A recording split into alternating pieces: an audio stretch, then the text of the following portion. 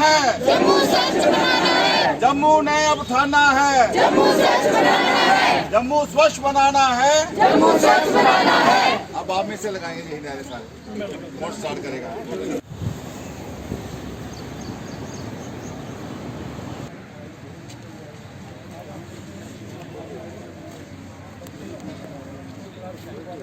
आराम से लगे नहीं।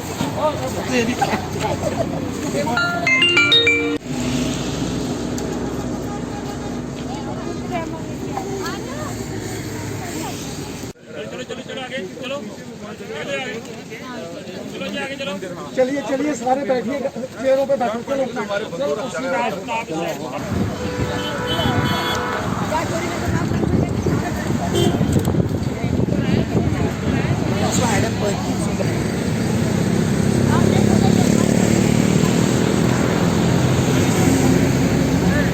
प्लास्टिक ना फेंका जाए, वो दूसरे मटेरियल का इस्तेमाल हो।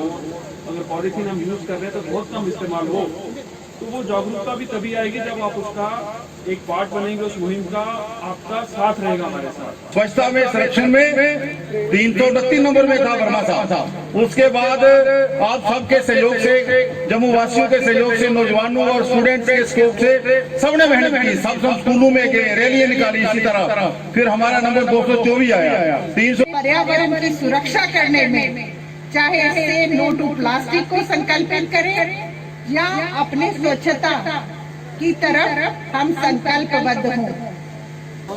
पीछे पीछे नहीं करवाया सर।